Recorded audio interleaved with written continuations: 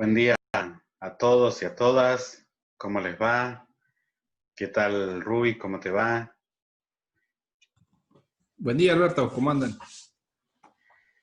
Acá estamos empezando esta nueva clase, esta última clase del curso. ¿Quién diría que íbamos a hacer todo este curso virtual, acompañados por este bichito durante todos estos meses?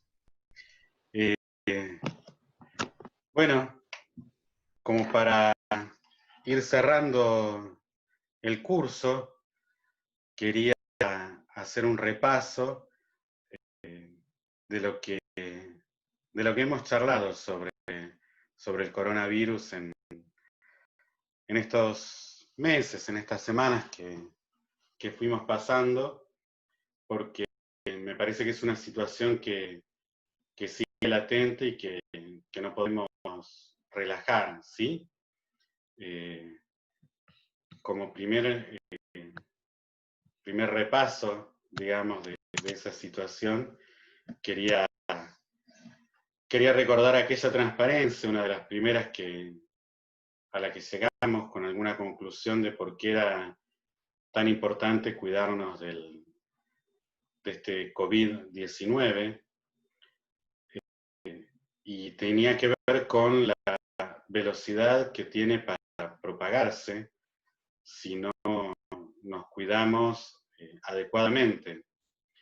Ustedes en los últimos días seguramente han escuchado lo que ocurrió en Olavarría, en el que de pasar de muchos días sin ningún caso, de repente aparecieron 4 casos, 4 más, y al día de ayer había más de 30, ¿sí?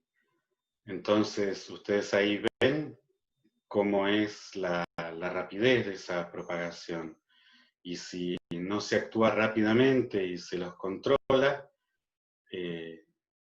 podemos llegar entonces a situaciones críticas que creo que ninguno querría pasar, ¿sí? Y es que se sature el sistema de salud y no se le pueda dar una adecuada atención a todos nuestros vecinos. Así que este es un refuerzo, un llamado a que tengamos presente que esta situación no pasó y que tenemos que extremar los cuidados, eh, porque si bien hemos pasado muchos días sin ningún caso, aquí en Azul también estaba ocurriendo eso y al día de hoy hay un caso nuevamente confirmado. Existe y necesariamente va a seguir existiendo flujo de personas entre zonas de circulación comunitaria del virus y nuestras ciudades, por una cuestión básica de abastecimiento. Entonces nadie está exento de que pueda haber un contagio y que alguien con el virus llegue a nuestras ciudades. Y si no tenemos la adecuada precaución para manejarnos, pues esto puede ser realmente problemático, ¿sí? Así que tratemos de seguir cuidándonos entre todos. Sepamos que, como lo hemos dicho, recordemos el distanciamiento es una de las principales armas que hoy tenemos, ¿sí? Eso sumado al uso de barbijos minimiza mucho la posibilidad de contagio a través de los sprays que exhalamos cuando hablamos. También es muy importante mantener un adecuado aseo de las manos, tomándonos un un tiempo para enjabonarnos bien enjabonadas las manos y frotárnoslas bien durante varios segundos. Hay un montón de videos y hay películas que uno puede recordar en las cuales uno canta alguna canción o recita alguna cosa mientras se lava las manos, como para tener una noción del tiempo, de cuánto tiempo le está dedicando a lavarse las manos. Y tengamos muy presente que esta es una situación excepcional, es transitoria y es excepcional. Entonces, eso no es fácil para ninguno de nosotros y tenemos que estar atentos y alertas para poder acompañar a nuestros familiares, a nuestros amigos, a nuestros vecinos, a todos a sobrellevar esta situación. Es importante que mantengamos contacto con nuestras familias. Es muy importante que mantengamos contactos si no vivimos con ellos, con nuestros padres, con nuestros abuelos, con tíos abuelos, con familiares. Para los adultos mayores esta no es una situación simple. Con nuestros hijos, que lo hablemos, que lo charlemos. No es común lo que están viviendo. Entonces es sumamente importante estar atentos, alertas a estas situaciones y buscar ayuda en cuanto se observe alguna situación particular. ¿Sí? Así que la recomendación es como al principio: quedémonos en casa, mantengamos distancia con las personas, sigamos en modo cuarentena, tengamos los cuidados que tenemos que tener, y ante cualquier síntoma estemos atentos, no concurramos a un centro de salud si tenemos un síntoma, llamemos directamente en la provincia de Buenos Aires al número 148, que ahí nos van a orientar. ¿Sí? Bien, vamos entonces a comenzar con la última parte de este curso, la clase de hoy, la última clase del curso, es la segunda de la tercera unidad de termostática, y hoy vamos a hablar de dilatación lineal, superficial y volumétrica, de la dilatación de sólidos y de líquidos, y también vamos a hablar de lo que se conoce como ecuación de estado del gas ideal. Todos estos temas están disponibles en la bibliografía que está en los archivos de cátedra. Bueno, el ejemplo típico, por así decirlo, uno de los ejemplos típicos de expansión térmica con el que nos podemos encontrar al salir a la calle, en el pueblo, es el típico en el que el asfalto se levanta. Cuando uno ve que ocurre esto realmente es un caso muy marcado. Por ahí uno en la ciudad ve a veces casos más leves. Esto es consecuencia de la dilatación de los bloques de cemento, que al querer ocupar un espacio mayor, entonces tienden a levantarse. Si ellos están colocados así, separados por una junta justamente de dilatación, y lo que ocurre es que se empiezan a levantar al estirarse. ¿Sí? Ese es un ejemplo.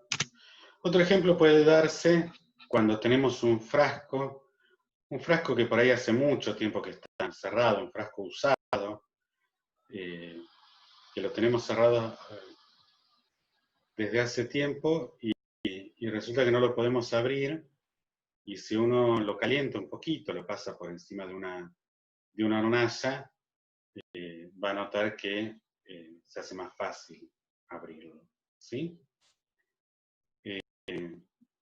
Y otro caso, que tal vez es menos común, menos frecuente para nosotros, pero que ocurre, y los operarios de mantenimiento están atentos a ello, es el de la dilatación de las vías del tren.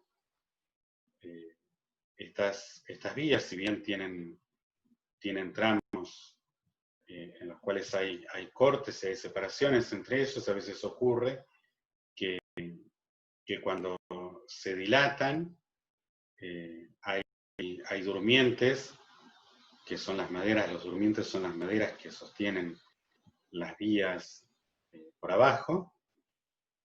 A veces ocurre que estos durmientes están flojos, no están firmes con las piedras de alrededor, y entonces esta dilatación termina torciéndolos.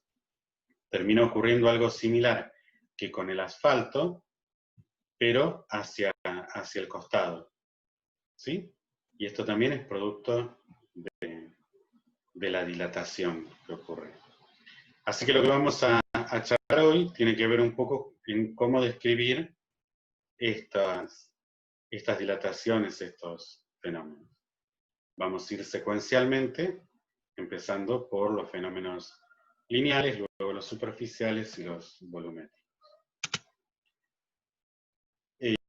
Se observa experimentalmente que la expansión lineal se puede describir a través de esta expresión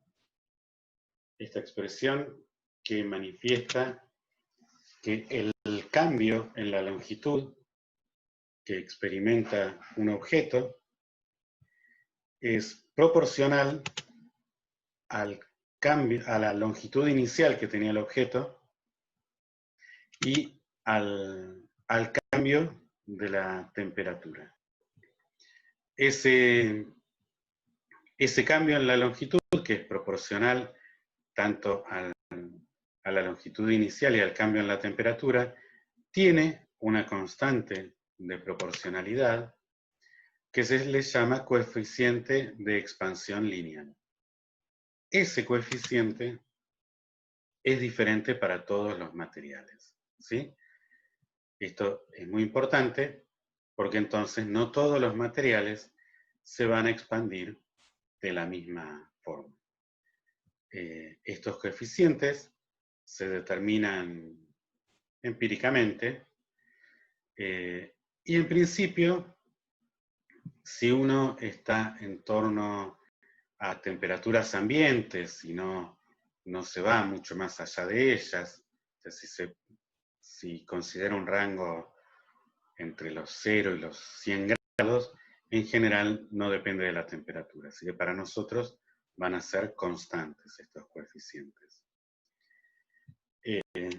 Así escrito, entonces, si nosotros tenemos un objeto que tiene una longitud inicial L0 y experimenta un cambio de temperatura, va a tener entonces una variación en su longitud delta L, que cuando reemplazamos este delta L por este valor, lo que obtenemos entonces es poder escribirlo de esta forma.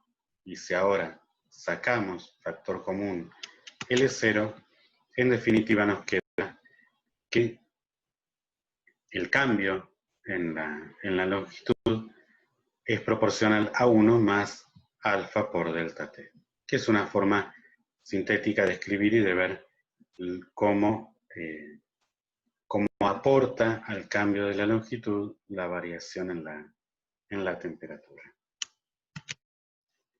Como vemos, entonces, si nosotros tenemos un objeto de longitud L0, que está a una temperatura inicial T0, y aumentamos su temperatura en un valor de delta T, su longitud va a cambiar en un valor delta L.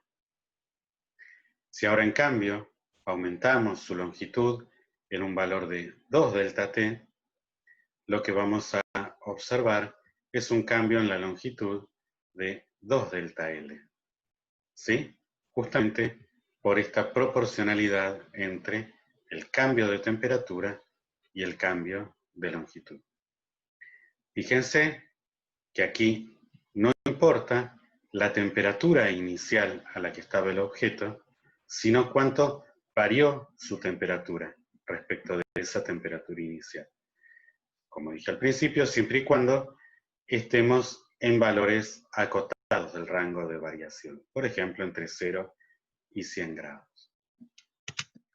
Algo también para destacar, para tener en cuenta, es que si volvemos de nuevo a un objeto que tiene una longitud L0, a una temperatura T0, cuando tiene una variación de temperatura delta T, dijimos que variaba en delta L su longitud.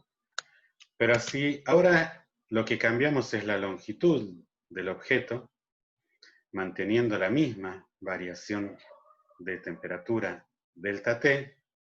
Lo que observamos es que al ser el doble de largo el objeto, es el doble de larga la variación en la longitud. De nuevo, eso es reflejo de la proporcionalidad entre la longitud inicial y la variación de la longitud. ¿Sí? Bien, un ejemplo de aplicación es cuando se generan cintas bimetálicas. Como dijimos, cada material tiene un coeficiente de expansión lineal distinto, ¿sí? Entonces, si nosotros pegamos dos materiales, lo que va a ocurrir es que se van a generar fuerzas, tensiones entre ellos, y cuando aumentemos la temperatura, como por ejemplo en este caso el latón tiene un coeficiente de expansión lineal mayor que el del acero, va a tender a estirarse más que el acero y se va a curvar esta cinta bimetálica. ¿Sí? Entonces con eso podemos idear un dispositivo de la siguiente manera. Supongamos que tenemos esta cinta bimetálica que se le da una curvatura tal que soporte un contacto. ¿Sí? Esto es un contacto y este es el otro contacto. Aquí podrían estar soldados cables para que pase corriente.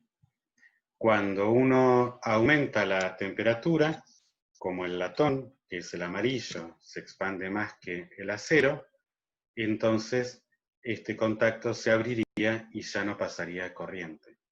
Entonces, esto sería una forma de controlar térmicamente, por ejemplo, el paso de corriente. Van a ver en el material complementario un video en el que esto se hace, en vez de con dos metales, con una tira de papel y un papel aluminio, y se lo calienta con una vela. Ese video lo subió Rui para los videos complementarios, y es una linda experiencia que la pueden repetir en sus casas. ¿Sí? Y en términos de ejemplos de la clase anterior, recuerden también que comentamos el caso de las cintas bimetálicas y habíamos comentado que se formaban, se las configuraba en espiral y se les ponía una aguja, y eso es lo que se utilizaba para medir las temperaturas en los hornos de las cocinas. ¿Sí? Así que eso lo pueden relacionar con los conceptos que estamos dando hoy. Bien, seguimos. Vamos entonces con el caso de la expansión térmica de superficie. En principio considerábamos cosas finas y simplemente veíamos una expansión en su longitud, pero lo que puede ocurrir también es que tengamos un objeto, que lo podamos considerar como un objeto plano, bidimensional, y lo que observamos es que ocurre algo similar. Su cambio en el área es proporcional a su área inicial y a la variación de la temperatura. Y, al igual que en el caso lineal, tiene un coeficiente de expansión de superficie que también es distinto para todos los materiales. Análogamente, podemos entonces escribir que el nuevo área va a ser proporcional al área inicial por un coeficiente que le suma una cantidad proporcional a la temperatura y al coeficiente de expansión. Entonces, para graficar, para visualizar esta situación, lo que podemos hacer es considerar un objeto plano, como si fuese esta lámina de algún material, y cuando lo calentamos, lo que vamos a tener es que esta placa se expande en todas sus dimensiones, aumentando su área. Fíjense que acá está señalado un círculo en el interior de esta lámina, y cuando se calienta vemos que el círculo se agrandó también. ¿Por qué está marcado esto? Bueno, porque es importante tener presente que cuando se expande en todas las dimensiones por igual. Se expande todo por igual. Entonces, si nosotros tuviésemos un agujero ahora en esta lámina, cuando lo calentamos, seguiríamos teniendo ese agujero, pero ahora con una dimensión mayor. O sea, se expandió tanto la plancha como el agujero. ¿Sí? Ese es el caso, por ejemplo, de si tenemos una arandela y la calentamos, la arandela se va a agrandar en todas sus dimensiones. Entonces lo que podemos pensar es que se agranda la superficie de la arandela, o también lo que podemos pensar es que se agrandan los radios de la arandela, como si fuesen expansiones lineales. Para esto también Rui aportó un video muy interesante en los videos complementarios de la clase de hoy. De nuevo, para que vean que es algo que ustedes lo pueden hacer en sus casas, ¿sí? De una manera muy, muy simple, con los cuidados que corresponde, pero es simple de hacer esta experiencia. Bueno, y finalmente vamos a la expansión térmica de volumen. Si bien hasta acá podemos decir que todo va a ser muy similar a lo anterior, lo que vamos a incluir aquí también, lo que se va a considerar también, es a los líquidos, porque hasta ahora hablamos de expansión lineal, expansión de superficie, y eso solo lo podemos considerar para los sólidos. Ahora, en el caso de los líquidos, como ellos se amoldan al recipiente en el que uno los coloque, lo que va a ocurrir con ellos es que van a tener expansión de volumen. Así que en este caso la expansión de volumen aplica tanto a sólidos como a líquidos. De nuevo, para un rango de temperaturas acotado, lo que vemos es que el cambio en el volumen se da de una manera similar al cambio en superficie y en longitud, en una dimensión, ¿sí? Es proporcional al volumen inicial, es proporcional al cambio de temperatura, y esa proporcionalidad se da a través de un coeficiente de expansión que es diferente para todos los materiales, ¿sí? Análogamente, entonces, el volumen expandido es proporcional al volumen inicial. Acá Manuel me pregunta si el mercurio en los termómetros sería un caso de expansión volumétrica. Sí, exactamente. Es lo que habíamos anticipado la clase anterior, de cómo los termómetros medían, y sí, el caso de los termómetros, cuando se calienta el bulbo que tiene esa pared fina de vidrio,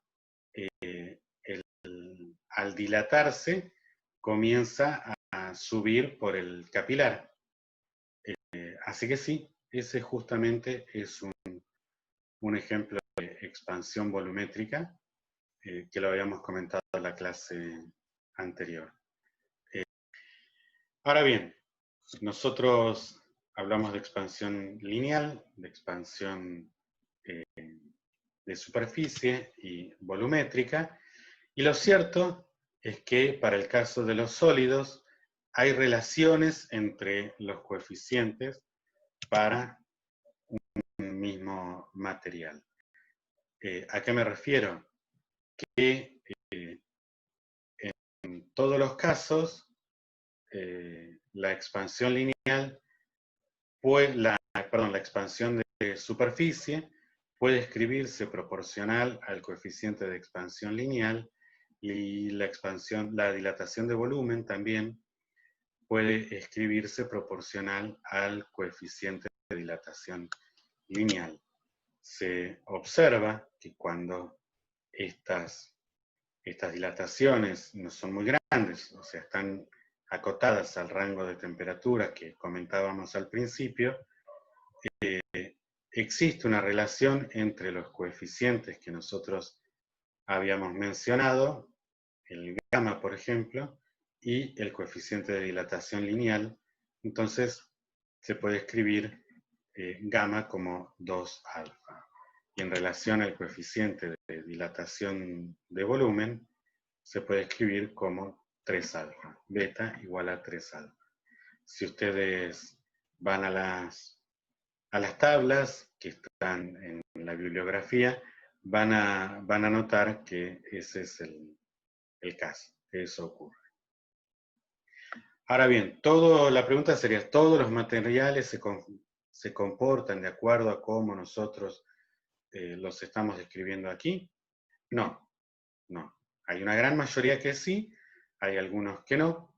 Existen casos en los que la dilatación no es la misma en todas las direcciones, pero nosotros no vamos a entrar en esos detalles. Para los materiales más comunes, esta forma de describir la dilatación que nosotros estamos viendo es válida, y sí cabe mencionar que hay una excepción importante a esto, y es el caso del agua. El agua, a medida que va disminuyendo la temperatura, se va contrayendo, ¿sí? En este gráfico, esa contracción implica aumentar su densidad, ¿sí? Va aumentando su densidad a medida que va disminuyendo la temperatura, hasta que llega en torno a los 4 grados, y allí, en torno a los 4 grados, la densidad del agua disminuye levemente. ¿Sí? Esto que parece un mero detalle, porque fíjense, la escala, la densidad cambia entre 0 y 4 grados en el cuarto decimal, ¿sí? Algo que podría estar casi dentro del error de un experimento. Sin embargo, eso, en la naturaleza, es un efecto de suma importancia, porque eso le da cierta estabilidad a las aguas profundas en un río, en un lago, y eso es lo que permite que se mantenga la vida en las profundidades de un lago, de un río que se congele, ¿sí? Porque, véanlo así, cuando hace calor, cuando se está en verano, el agua en la superficie se puede calentar bastante. Acá está marcado 8 grados, pero podría ser mucho más. Y si hubiera agua fría, hasta los 4 grados se mantendría en el fondo de ese cauce, y si quisiese estar más fría, como es menos densa, tendería a subir, y cuando suba se calentaría. Entonces se produciría un ciclo que aseguraría que en el fondo del lecho asegura que sea de 4 grados la temperatura. Ahora bien, si nos vamos para el invierno, cuando hace mucho frío, fíjense que si las temperaturas son tan bajas que permitan que el agua se congele en la superficie, lo que ocurriría es que hacia abajo obtendríamos un aumento en la temperatura hasta los 4 grados. Y de nuevo, por la curva de densidad, si el agua tiende a enfriarse más, subiría, y el agua levemente más cálida bajaría, y entonces siempre aseguraría en el fondo tener los 4 grados de temperatura, y que de esa forma no se congele todo el lecho. Porque si esto no ocurriese con el agua y la densidad continuara aumentando a medida que disminuye la temperatura, lo que ocurría es que el hielo se iría hacia el fondo del lecho, y entonces cada vez habría más agua enfriándose, formándose hielo y yéndose hacia el fondo, y de esa forma se congelaría todo el cauce y se perdería toda la vida acuática en un lecho congelado, ¿sí? Así que esa particularidad del agua y de la naturaleza es lo que permite que continúe la vida subacuática en las regiones en las que se congelan lagos y ríos. Bien, hasta aquí hablamos de sólidos, hablamos de líquidos, hablamos de cosas que no son compresibles. ¿Qué quiere decir esto? Que no podemos modificar fácilmente su volumen al presionarlos, al comprimirlos, ¿sí? Ahora bien, los gases son un caso diferente de esto. Con los gases podemos, además de moldearlos en su forma, por así decirlo, porque ellos se acomodan al recipiente que están contenidos, podemos además comprimirlos, cambiarles con alguna facilidad su volumen. Una forma de ver eso es con una jeringa. Con una jeringa esa para inyecciones, si uno le saca la aguja, le tapa la punta y presiona en el émbolo, va a ver que se puede modificar su volumen. Los gases sí los podemos comprimir. Entonces, esa es una de las principales diferencias que vamos a tener en relación con los líquidos y con los sólidos.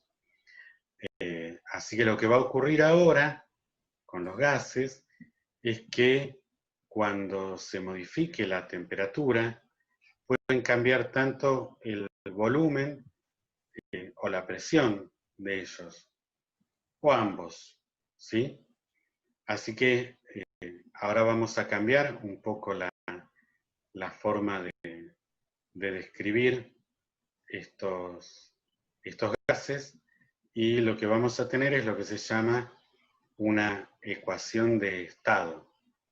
Ya no vamos a hablar de los cambios como un delta, como estuvimos describiendo para el caso de los sólidos y los líquidos, sino que vamos a describir cuál es el estado del gas en términos de lo que se llaman sus variables de estado, que son el volumen, la presión y la temperatura. Es decir, para una dada masa, vamos a decir cuál es su volumen, su presión y su temperatura. ¿Sí? Esto es importante. Ya no vamos a hablar en principio de cambios, sino que vamos a describir cuál es la situación de ese gas. Bien, va a ser conveniente, por cómo son, por la naturaleza de los gases, trabajar con el número de moles.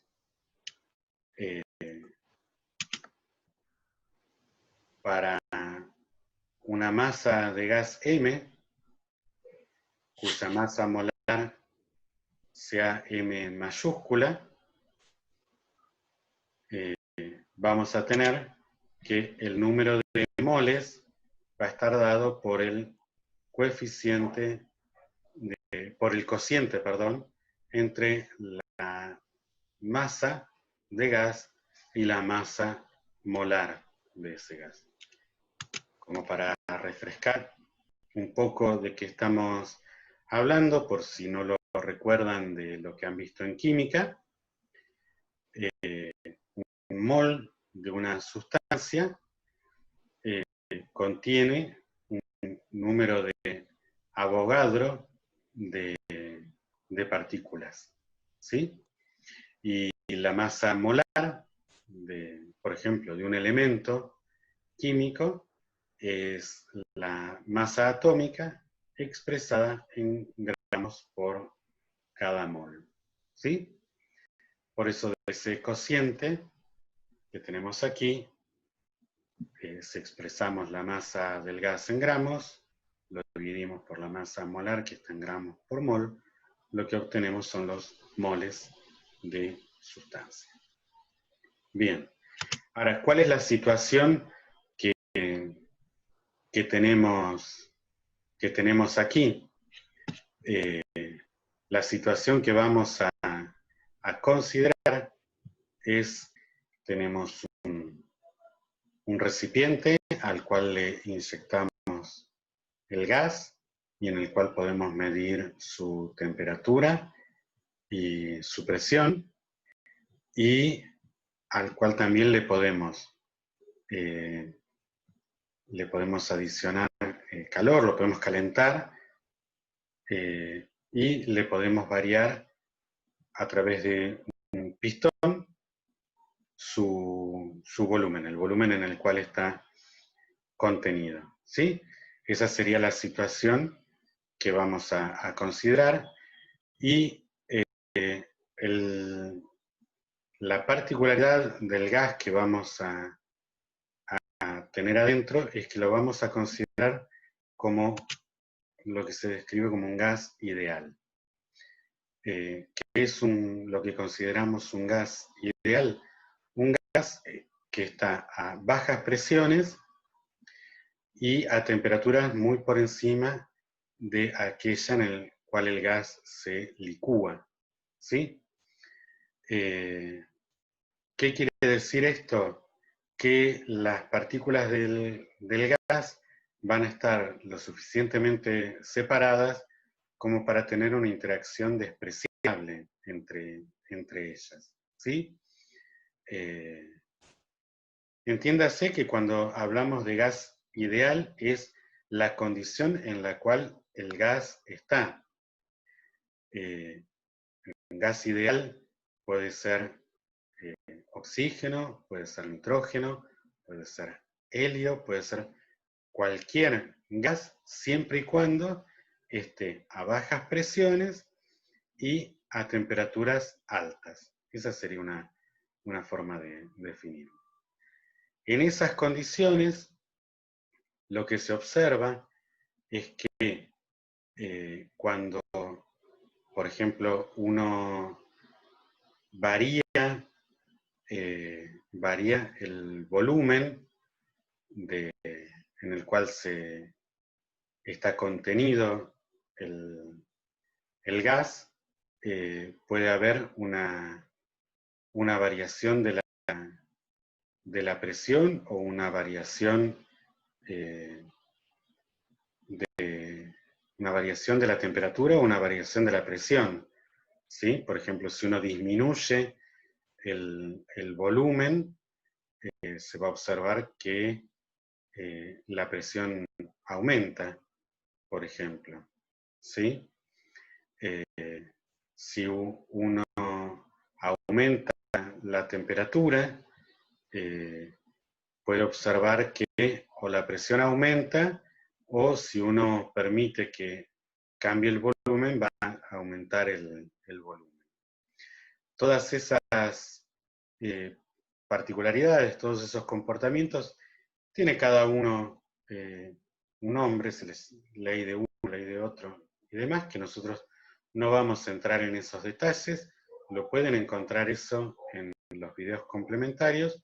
Simplemente nosotros vamos a decir que lo que resume el comportamiento de este gas en una sola expresión es lo que se conoce como ecuación del gas ideal o ley de los gases ideales, y que tiene esta forma, ¿sí?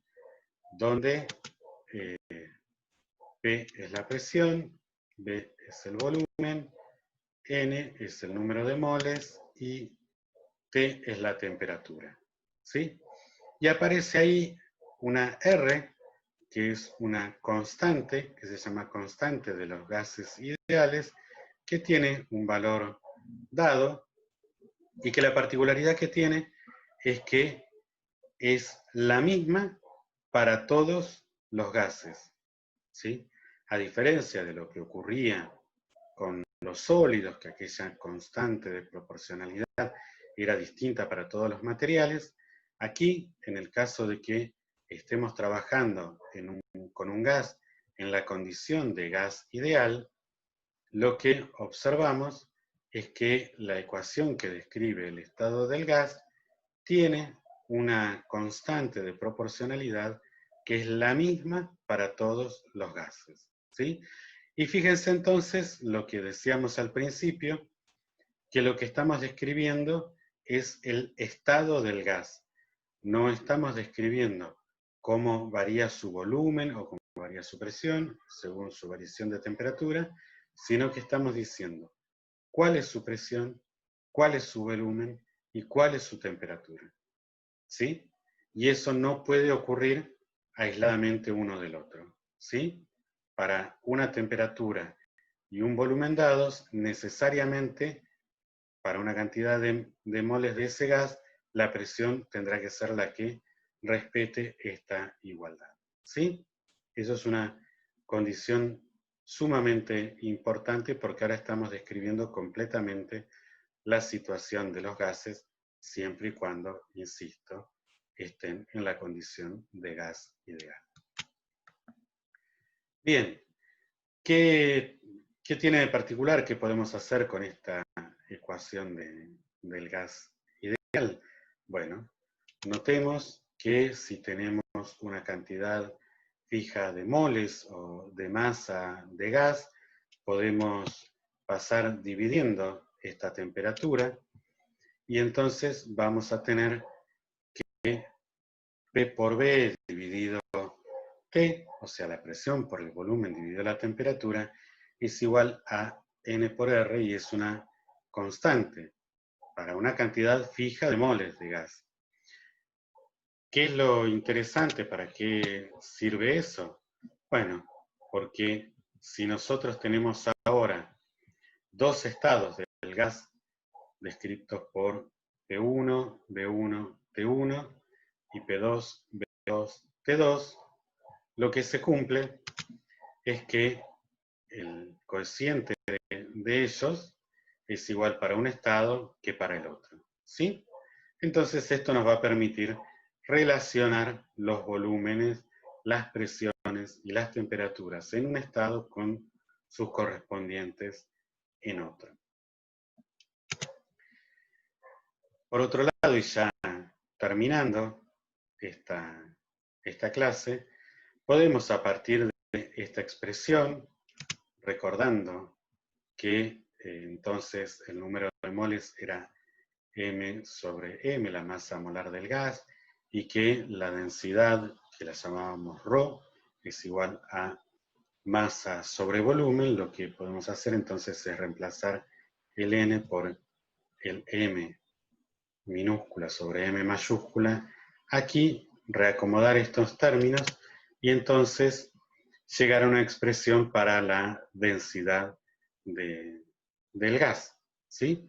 Fíjense entonces que la densidad del gas está dada por la presión a la cual el gas se encuentra y es inversamente proporcional a la temperatura. Y acá creo que esto sirve para ejemplificar algo de la vida cotidiana. Tal vez han escuchado que el aire caliente sube, ¿sí? O por ahí lo pueden haber notado en un día de verano de mucho calor o en un día de invierno en el que tenemos las estufas prendidas y nos toca subirnos a una escalera a cambiar una lamparita que se quemó y notamos que arriba hace mucho más calor que abajo, y eso tiene que ver justamente con esta expresión que estamos viendo, porque fíjense que cuanto mayor es la temperatura, menor es la densidad del gas. Si menor es la densidad del gas, nosotros vimos que por las fuerzas de empuje, las cosas de menor densidad flotan por sobre las de mayor densidad. Así que podemos pensar en la situación como si tuviésemos, como si fueran los gases son dos fluidos, ¿sí? Y entonces el de menor densidad queda flotando por encima del de mayor densidad. Y eso es lo que ocurre. Así que vemos que la ecuación del gas ideal, si bien la tomamos para ciertas condiciones particulares, es una ecuación que vemos que permite describir e interpretar fenómenos de la vida diaria. Bueno, y esto ha sido todo por hoy y por este curso. Como puse ahí, coronavirus COVID, este curso ha terminado. ¿Sí? Bien. ¿Qué es lo que sigue? Lo que sigue de todo esto es la práctica.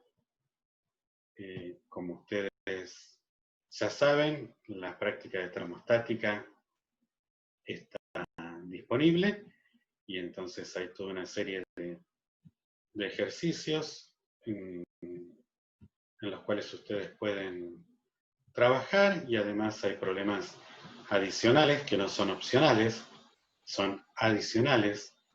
Simplemente uno les facilita para que tengan más problemas para trabajar. Pero como siempre les dijimos, ustedes tienen que hacer todos los que puedan, ¿sí? Bueno, ¿cómo sigue este curso en el cual ya tuvimos la última clase? Bueno, sigue así. El próximo lunes es feriado, así que no vamos a tener clases. Sí, allí vamos a disponibilizar nuevamente una autoevaluación para que ustedes tengan una semana para trabajar con esa autoevaluación, donde va a haber problemas y preguntas vinculadas a estas dos unidades que vimos en esta segunda parte del curso, la unidad 2 y la unidad 3. Y el lunes 22 de septiembre vamos a hacer el parcial en ese formato que lo hicimos ya la primera vez. Van a ser 3 problemas para resolver en 2 horas. Lo vamos a hacer de 9 a 11. Como ya tenemos todos los mecanismos aceitados, ya entendemos la dinámica, a las 9 de la mañana del 22 les vamos a hacer llegar el parcial para que ustedes lo evalúen y les vamos a pasar el enlace para que ustedes lo puedan subir, ¿sí? Y como les anticipé la semana pasada, desde Secretaría Académica nos hicieron llegar la notificación de que efectivamente el cronograma no cambia y hay que cerrar a fin de mes el curso, así que tendremos luego para el 29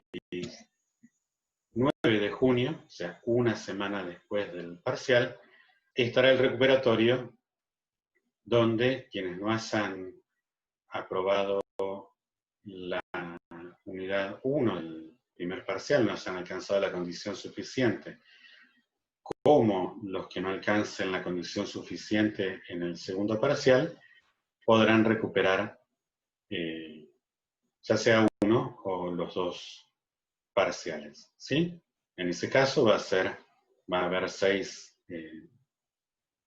problemas, 3 relacionados con el primer parcial y 3 relacionados con el segundo, y ahí, dependiendo de lo que tengan que recuperar, resolverán cada uno, ¿sí? Nosotros vamos a disponer para el mismo